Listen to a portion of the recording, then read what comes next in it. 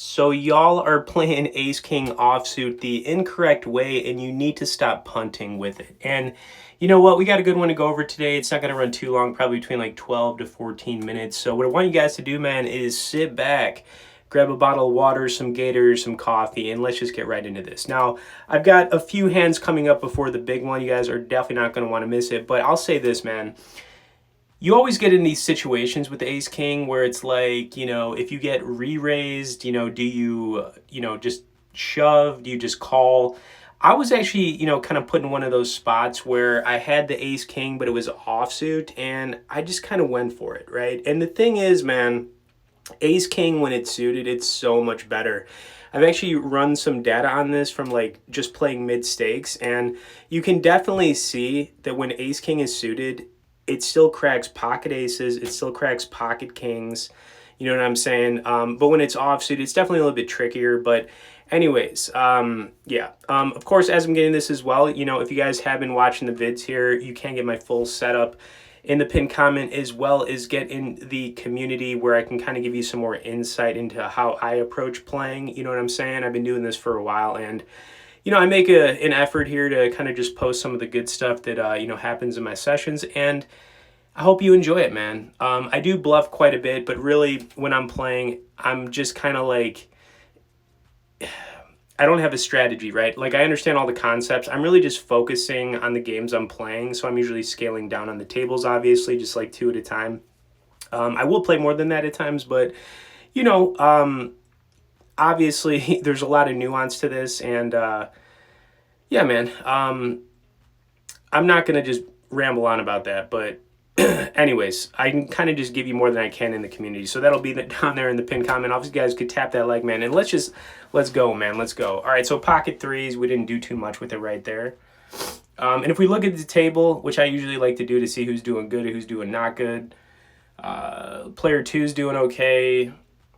Everybody else is kind of just, where they're at. Still kind of just mid at this point, but, here we go. Also, if you guys have any questions, comments, anything like that, feel free to message me. I'll get back to you. Usually it takes me a little bit of time, guys, but, it is what it is, man. When the comments pile up, they pile up, okay? Okay. Ooh, look at this, man. Over the top, player 6. Player 5 went pretty large on the turn here. I feel like he's kind of committed himself. Let's see if he makes this call. Oh, man, he folded it. Come on, man. All right. I don't know what player 6 had right there, but that was nice, man. Good for him. Good for him, man. Whatever.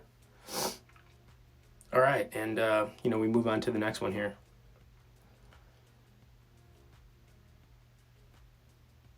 All right, the 2-7, can't play it, guys, can't play it. And, I'd say for the most part here, I was actually just playing pretty standard, not really doing anything too out of line here. But we do have some good stuff coming up here before we get into that ace-king spot. And this is ace-king. Now, we did have ace-king twice in this. And surprisingly, both times they were offsuit, We're just going to do a standard 1250 open raise here, little 1250 piece, you know what I'm saying? Let's see if anybody plays it back at us. All right, player 1, you going to do something, man? It's kind of annoying here. It looks like, oh man, did everybody fold here? I can't remember if everybody did.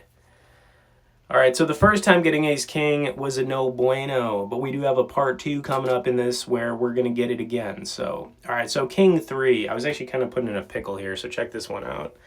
King 3 suited, we're in the big blind, so we're obviously going to defend. We're going to defend this. Y'all know we're going to defend. We ain't going to give this up. This is pretty standard, too. I mean, if you looked at a chart, you're obviously always going to, make a call here against a raise, especially a late position raise. Sometimes I actually like to, re-raise this every once in a while, especially to the button. But, yeah, player 6, I'm just going to keep them honest here. Let's see if we can get some clubs out there, man. We'll take some clubs. Give us the clubs. All right, so we didn't get the clubs, but we did get the 3, couple queens out there. What do we do here? What do we do? Obviously, I'm going to make a call here. This is a spot, too, where, it is what it is, Maybe we hit another 3 here. Maybe we hit a king. I'm not going to be putting this guy in a queen necessarily. I mean, obviously when you get 2 queens out there, it's going to be less likely your opponent's got it. Turn card's a 9.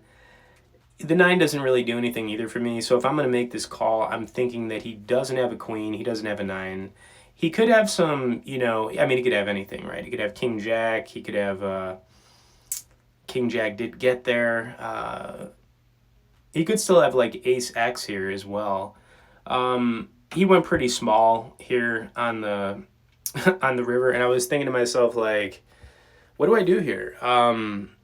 Do I fold? Do I call? Do I raise? I mean, this is kind of like one of those spots I had to think about this. I was like, I almost was kind of like leaning towards raising here, which is exactly what I did. So I kicked it up to the 96 piece, which actually looked pretty strong, I think, and he folded it. So I think maybe he paired the 10 there. Maybe he didn't. I don't know. But I did like the raise there. So that's what I did. It looked strong, too. You know what I mean? Like I kind of got there on the river, maybe with king jack or something. Or maybe I had the queen the entire time. I don't know. But, you know, we got him to fold.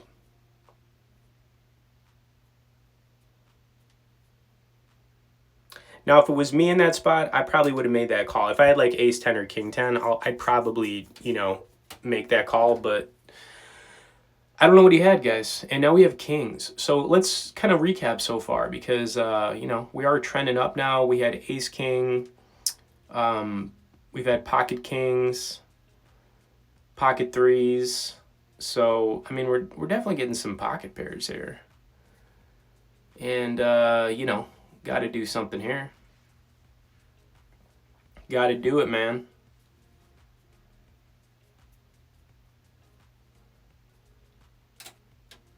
All right, so pretty standard re-raise here, guys. Not very big. 45 piece. Back over to player 2, who I'm expecting to at least call this, but he didn't. He folded it. So a little frustrating for sure. It's all good, though. All right, king, queen, offsuit. Interesting spot here. And yeah, I mean, we've definitely got like a decent amount of good hands here. Obviously, this is cut up a little bit. I kind of condensed it down, but at the same time, like we were getting some good stuff. And we are in the big blind here. So we could call here. We could just raise. I mean, normally I'm just leaning towards raise, especially against like a button raise here with this hand. Obviously, it's going to be better when it's suited, but I just called. Now we paired the queen, which was good. He's going to continue, which I'm expecting. I think defending here is fine. We could raise it, but I think I'm just going to defend. I did pick up on one thing with player 1 in this. I did notice in this one he was playing pretty tight for the most part. So turn card was good. It was just a deuce. But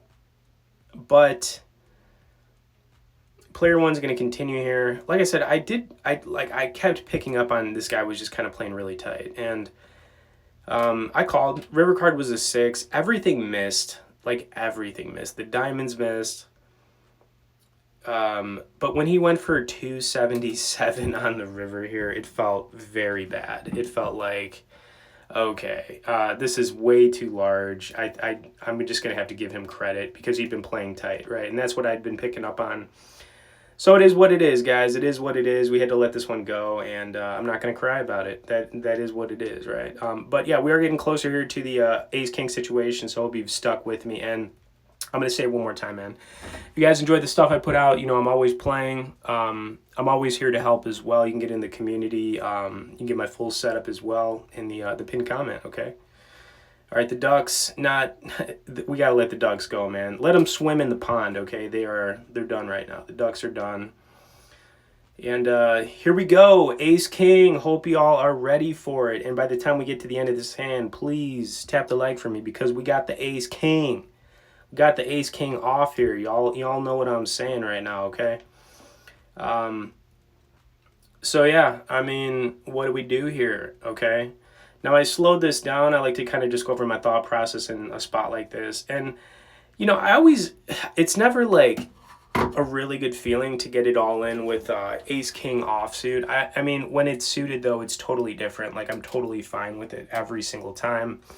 And I just kind of like the variance play out. But when it's offsuit, it's always like, ugh, you know? Except in this spot, this is just like one of those spots where I was like, are you serious? I mean, you know. but not going to give anything away here. You guys got to just watch this one. It's going to get interesting. All right, so player 5 is going to open here, 1250 piece. Obviously, we're going to, have to raise this one up if player 2 doesn't do that. Another standard spot. I'm thinking player 5's probably got a decent hand because he opened here, right? So that's good. So I'm assuming he is going to make this call. And sizing here, I think it's the same, probably the 45 piece. I might have gone a little bit smaller. Let me see what I did. It was like 42 or 45. But I was, kind of just mulling it over here, just a little mull.